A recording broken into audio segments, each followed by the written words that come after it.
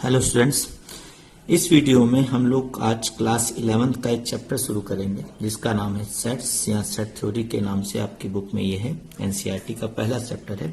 Sets क्या होते हैं, इस शब्द का इस्तेमाल आपने घरों में होते हुए देखा होगा। आपने कभी घर में नाम सुना होगा, टी सेट, डिनर सेट।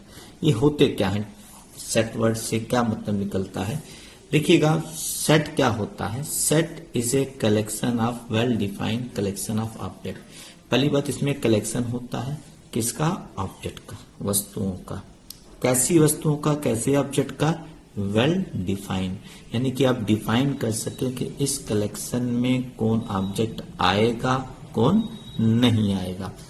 अगर आप डिफाइन कर सकते हैं तो वो सेट है, अगर वो डिफाइन नहीं कर सकते तो वो सेट नहीं है। जैसे आपसे कहा जाए टी सेट, आप घर में इस्तेमाल करते हैं इस वर्ड का, तो टी सेट मतलब आप डिफाइन कर सकते हैं कि टी सेट में कौन से ऑब्जेक्ट आएंगे, कौन से नहीं आएंगे। आपसे पूछा जाए कि क्या छत का जो फैन है वो टी सेट में आएगा, तो आप झट से बता देंगे नहीं आएगा। क्या कुर्सी मेज आएगा, नहीं आएगा। तो आप ये बता सकते हैं कि टी सेट में कौन से ऑब्जेक्ट आएंगे, कौन से नहीं आएंगे। जैसे आपकी बुक का एग्जांपल है the collection of all even integer. अब आप बता सकते हैं कि कौन से इंटीजर इवन होते हैं, कौन से इवन नहीं होते हैं। इसका मतलब ये वर्ड भी क्या है, वेल डिफाइन है। ये स्टेटमेंट भी क्या है, वेल डिफाइन। ये कलेक्शन भी क्या है, वेल डिफाइन। इसलिए आप इसको कहेंगे ये क्या है, सेट है, क्योंकि आप सभी जानते हैं कि इवन इंटीजर कौन से होते हैं। A team of 11 best cricket batsman of the world, ये सेट नहीं है, क्योंकि आप ये नहीं बता सकते कि कौन बेस्ट क्रिकेट है। आपकी नजर में जो बेस्ट होगा, हो सकता है वो दूसरे की नजर में बेस्ट ना हो। इसका मतलब ये हुआ कि व्यक्ति टू व्यक्ति यानी कि पर्सन बदलने पर बेस्ट होने की डेफिनेशन भी बदल जाएगी। तो आप मोटे तौर पर इतना याद रखिएगा, बेस्ट होना, गुड होना, बैड होना, टैलेंटेड होना, ये सब वर्ड जो आएंगे ये सेट नहीं है। ये सेट की डेफिनेशन में वेल डिफाइंड नहीं होते हैं ये।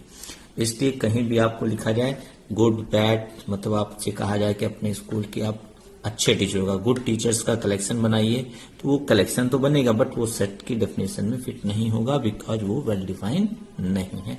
क्यों? क्योंकि हर व्यक्ति की नजर में वो कलेक्शन बदल जाता है। तो ये ध्यान रखिएगा कि सेट की डेफिनेशन में कलेक्शन ऑब्जेक्ट का किया जाएगा। कैसे? ऐसे ऑब्जेक्ट जिनको हम बोलते हैं वेल डिफाइंड। ये तो बातों की डेफिनेशन की। सेट को लिखने के लिए नॉर्मली हम लोग कैपिटल लेटर का इस्तेमाल करते हैं। कैपिटल लेटर इंग्लिश के ए बी सी, और उसके जो ऑब्जेक्ट्स होते हैं, ऑब्जेक्ट यानी कि वस्तुएं जिनको हम एलिमेंट्स भी कहेंगे, उसको जनरली हम लोग स्मॉल लेटर से लिखते हैं। इनको हम लोग एलिमेंट्स भी कहा है, ज्यादातर यही वर्ड इस्तेमाल ज्यादा होगा, एलिमेंट्स। तो ये ध्यान रखिएगा, small generally elements small letter में लिखे जाते हैं और सेट के नाम कैपिटल लेटर में दिए जाते हैं। अब तो ये तो बात हो गई सेट को नेमिंग कैसे देते हैं और एलिमेंट को नेमिंग कैसे देते हैं।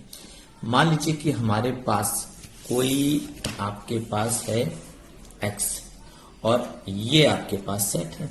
सेट को आप समझिए कि एक फैमिली की तरह है, एक परिवार है, ठीक है, और ये उस परिवार का सदस्य है। तो आपको सिंबॉलिक फॉर्म में, प्रतीकात्मक रूप में ये बताना है कि एक्स इस फैमिली, इस परिवार, इस सेट का सदस्य है। तो उसको कैसे लिखेंगे, तो इसको इस तरह सिंबल बना के लिखेंगे और इसको पढ़ते हैं बिलोंग्स टू। क्या पढ़ते हैं? बिलोंग्स टू, यानी कि एक्स इस फैमिली को बिलोंग करता है, यानी कि इस परिवार का सदस्य है। अगर एक्स इस परिवार का सदस्य नहीं होगा तो इसको ऐसे लिखेंगे, x does not belongs to A, x A से बिलोंग नहीं करता है। तो अगर एक्स बिलोंग करता है तो ये होगा सिंबल, और नहीं करता है तो ये होगा। ये ध्यान रखिएगा, छोटी सी बात है। अब बात करते हैं कि सेट को हम रिप्रेजेंट यानी कि प्रेजेंट कैसे करते हैं। तो presenting A set, that means set presentation. Set को हम लोग दो तरह से प्रेजेंट करते हैं, एक रोस्टर फॉर्म जिसको टेबुलर फॉर्म भी कहा जाता है। ये क्या होता है, इसमें क्या किया जाता है कि एक कर्ली ब्रैकेट में, मसले ब्रैकेट में सेट के जो एलिमेंट होते हैं को कामा लगाते हुए लिख दिया जाता है, ए ई आई ओ यू, जैसे मैंने लिख दिया। इंग्लिश अल्फाबेट के ये वावेल्स हैं, आप सभी जानते होंगे, स्वर हैं सभी इंग्लिश अल्फाबेट के। ये रोस्टर फॉर्म या टेबुलर फॉर्म कहलाता है, सारणी विधि कहलाता है, AEIOU। जैसे और भी हम लिखें 1 2 3 डॉट डॉट डॉट, ये सब नेचुरल नंबर का सेट है, इसको हम लोग n से रिप्रेजेंट करते हैं। सेट का आप कोई भी रिप्रेजेंटेशन करेंगे, सेट को लिखने के लिए हमेशा केवल एक ही ब्रैकेट का इस्तेमाल होता है, वो है कर्ली ब्रैकेट यानी कि मझला ब्रैकेट। रोस्टर फॉर्म में, टेबुलर फॉर्म में लिखते वक्त एक सावधानी रखिएगा कि अगर मान लीजिए मैंने कहीं 1 2 3 लिखने की जगह पर 2 1 3 लिख दिया है तो दोनों का मतलब एक ही है। मैं इनके क्रम बदल के चाहे जो भी लिखूं वो एक ही सेट होगा, वो अलग अलग नहीं होंगे। यानी कि 1 2 3 लिखो चाहे 2 1 3, क्रम बदलने पर सेट के एलिमेंट का क्रम बदलने पर सेट पर कोई इफेक्ट, कोई प्रभाव नहीं पड़ता है। दूसरी चीज, आप किसी एलिमेंट को कई बार लिख दे रहे हैं, जैसे 1 1 2 3 मैंने लिख दिया तो इसका मतलब ये 1 2 3 ही है। यानी कि हमने 1 को 2 बार लिख दिया, वो नहीं मान्य होगा, वो केवल एक ही बार लिखा जाएगा। तो इसका मतलब 1 1 2 3 लिखा है, 1 2 3 लिखा है, दोनों एक ही चीज है, वो अलग अलग नहीं है, क्योंकि किसी भी सेट में किसी भी एलिमेंट को एक से ज्यादा बार नहीं लिखा जाता है। तो ये ध्यान रखिएगा। तो ये है रोस्टर फॉर्म या टेबुलर फॉर्म सेट के लिखने की। दूसरा तरीका होता है जिसे हम लोग बोलते हैं प्रेजेंट करने का, सेट को प्रेजेंट करने का दूसरा तरीका होता है set builder form. Set builder form क्या होती है, इसको आप ध्यान से समझिएगा। सेट बुल्डर फॉर्म में होता क्या है, जैसे इसको रूल मेथड या प्रॉपर्टी फॉर्म भी बोलते हैं, रूल या प्रॉपर्टी मेथड। ये क्या होता है ध्यान समझिएगा। मान लो कि मैं ऊपर कहीं एक एग्जांपल ले रहा हूं AEIOU और इसको रोस्टर फॉर्म में लिख रहा हूं। अब मुझे इसको सेट बुल्डर फॉर्म में लिखना है, यानी कि रूल मेथड में या प्रॉपर्टी मेथड में लिखना है। तो होता क्या है कि जो भी एलिमेंट यहां पर दिए गए हैं, जो भी ये परिवार के सदस्य हैं, हमको ये पता करना होता है कि ऐसा कौन सा गुण है, ऐसा कौन सी प्रॉपर्टी है, ऐसा कौन सा रूल है जिसको ये सारे एलिमेंट फॉलो कर रहे हैं। तो आप देख सकते हैं ये सारे के सारे इंग्लिश अल्फाबेट के वावल्स हैं। जिस रूल, जिस प्रॉपर्टी को ये फॉलो करें उसका नाम आप रख दीजिए एक्स, हमने इसका नाम रख दिया और 2 बिंदी लगा दीजिए। यहाँ स्ट्रेट ऐसे लाइन भी खींचा जा सकता है, इसको पढ़ते हैं सच दैट। दोनों का चीज में मतलब वही होगा। अब एक्स, आपने जिस प्रॉपर्टी को आपने एक्स नाम दिया उसको आप आगे एक्सप्लेन करेंगे कि एक्स क्या है। एक्स क्या है, x is a vowels of English alphabet. ये इंग्लिश अल्फाबेट का क्या है, वावल्स है, ये आपको ध्यान देना है। तो इस तरह से आप जो भी गुण इन एलिमेंट के बीच पाया जा रहा हो उसका नाम एक्स रखिए, 2 बिंदी लगाइए और आगे एक्सप्लेन करिए कि आपने एक्स नाम किसका रखा है। नेक्स्ट देखिएगा, नेक्स्ट आपको उदाहरण लेते हैं। जैसे मैंने लिख दिया 2 4 6 डॉट डॉट डॉट। आप देख सकते हैं x that x equal to 2n where n is natural number. इसको इस तरह भी लिख सकते हैं या इस तरह भी लिख सकते हैं। X that x is a multiple of 2 या एक्स इज ए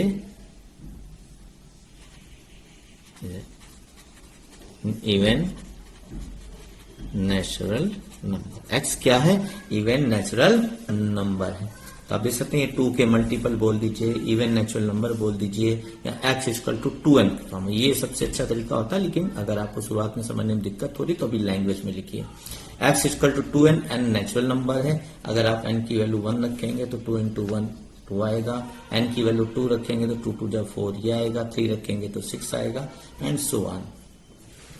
ऐसे और भी आपके उदाहरण हो सकते हैं। जैसे मैं आपकी बुक का उदाहरण ले लूं, जैसे आपको लिखा है x such that x is an integer and x square is less than or equal to 4। ये आपका सेट बुल्डर फॉर्म में लिखा हुआ है और आपको इसको रोस्टर फॉर्म में बदलना है।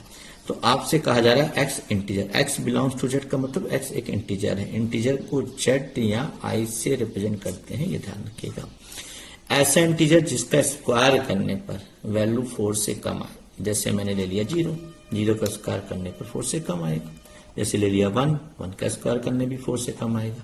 जैसे मैंने ले लिया 2, तो 2 आएगा 4। तो यहाँ पे देखिए 4 के साथ इक्वल का भी साइन लगा, यानी कि 4 के इक्वल हो या 4 से लेस देन। जैसे -1 ले लिया, -1 का स्क्वायर करने पर भी 4 से छोटा आएगा। और -2 ले लेंगे तो ये -+4 के क्या आएगा, इक्वल। 2 से या -2 से ज्यादा नहीं ले सकते क्योंकि स्क्वायर करने पर 9 आने लगेगा, जैसे 3 ले लें। ध्यान रखिएगा इंटीजर लेना है, इंटीजर यही होते हैं, पॉजिटिव नेगेटिव ये सब होते हैं। तो इस तरह से आपको ऐसे इंटीजर चूज करने थे जिनका स्क्वायर करने पर या तो 4 आए या तो 4 से लेस देन नंबर है। और देखिएगा एग्जाम्पल, आपकी बुक से ही एग्जाम्पल ले रहे हैं, आप अपनी बुक में इसको खोज सकते हैं, एनसीईआरटी के ही क्वेश्चन है। एक्स इज एन इंटीजर, और कैसा इंटीजर है ये देखिए, आपको ऐसे इंटीजर बताने हैं। इसको भी आपने सेट बुल्डर फॉर्म में लिख रखा है, तुमको रोस्टर फॉर्म में चेंज करना है। एक्स इंटीजर है और कैसा इंटीजर है, एक्स की वैल्यू -1/2 से ग्रेटर देन बट 9/2। देखिए ये दोनों इंटीजर नहीं है, लेकिन हमको आंसर में क्या लिखना है, इंटीजर लिखना है। लेकिन कैसे इंटीजर, कैसे इंटीजर, मैं एक नंबर लाइन बना रहा हूं जिससे आपको समझ में आएगा। ऐसे इंटीजर लिखने हैं जो -1/2 से बड़े हों बट 9/2 से छोटे हों। देखिए ये है इंटीजर 0, 1, 2, 3, 4, 5, इधर -1, -2, -3 एंड सो ऑन होते हैं। तो आपका 9/2 कहाँ होगा, 9/2 का मतलब हो गया 4.5, यानी कि 4 होल 1/2 यहाँ पे ठीक होगा। ये है 9/2, और -1/2 -1 और 0 के बीच में होगा। अब इन्हीं दोनों के बीच आपको इंटीजर लिखने हैं, इन्हीं दोनों नंबरों के बीच। तो कौन कौन से इंटीजर आ रहे हैं देख सकते हैं आप, 0, 1, 2, 3, 4, ये आपका आंसर हो गया। तो वो इंटीजर बताने थे जो -1/2 से बड़े हों, ग्रेटर देन हो, बट 9/2 से लेस देन यानी छोटे हों। तो ये हमारा आंसर होगा। नंबर लाइन पे बनाकर मैंने बता दिया। तो इस तरह से सेट बुल्डर फॉर्म को आप रोस्टर फॉर्म में बदल सकते हैं, रोस्टर फॉर्म को सेट बुल्डर फॉर्म में। मैं कुछ एग्जाम्पल और लेता हूं आपकी बुक से। जैसे आपसे कहा जाए 5, 25, 125, 625, ये हमारा एग्जाम्पल है। ये लिखा है रोस्टर फॉर्म में, इसको सेट बुल्डर फॉर्म में चेंज करना है। तो हमको देखना होगा ऐसी कौन सा गुण है, कौन सी प्रॉपर्टी जो सब में पाई जा रही है। देखिए 5 है, 5 स्क्वायर, 5 क्यूब, 5 की पावर 4, इन चारों के बीच एक गुण पाया जा रहा है। ये सब लोग 5 की पावर में है, 5 की पावर में लिखे हैं। देखिए इसको लिख सकते हैं x such that x equal to 5 की पावर n। ये हमने लिख दिया 5 की power n, where n equal to 1, 2, 3, 4 लिख दिया। तो आपको एक गुण, एक प्रॉपर्टी, एक रूल को खोजना होता है। उस रूल को आप चाहे लैंग्वेज फॉर्म में, चाहे इक्वेशन फॉर्म में, कुछ भी देना पड़े आप दे सकते हैं, जिस तरह आपको आसानी लगे। तो मैंने लिखा इसको, इनके बीच जो प्रॉपर्टी, जिस रूल को ये फॉलो कर रहे तो उसको x नाम रखा, such that x equal to 5 की पावर n, क्योंकि इन सब पर पावर चेंज हो रही है। तो जहां n क्या है, 1 से लेकर 4 तक। ऐसे और भी एग्जाम्पल दे सकते हैं, आपके पास बुक में बहुत सारे एग्जाम्पल हैं। जैसे मैं आपको ये एग्जाम्पल ले रहा हूं 1, 4, 9, ... 100। ये सभी देखिए ये नेचुरल नंबर के स्क्वायर हैं। देखिए 1 का स्क्वायर 1, 2 का स्क्वायर 4, 3 का स्क्वायर 9, ... 10 का स्क्वायर 100। तो इनकी प्रॉपर्टी क्या है, x equal to n square, जहां पर n क्या है, n नेचुरल नंबर है, और कैसा नेचुरल नंबर है, 1 से लेकर 10 तक। अगर इस तरह से लिखने में दिक्कत आ रही है तो आप इसको लैंग्वेज दे सकते हैं, जैसे x is that x is a square of natural number from 1 to 10।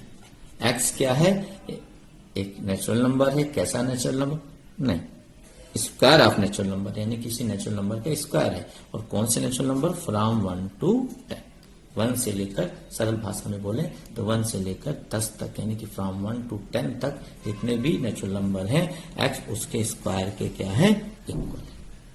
तो इस तरह से आप किसी भी सेट को सेट बुल्डर फॉर्म और रोस्टर फॉर्म, किसी भी फॉर्म में रिप्रेजेंट कर सकते हैं, लिख सकते हैं।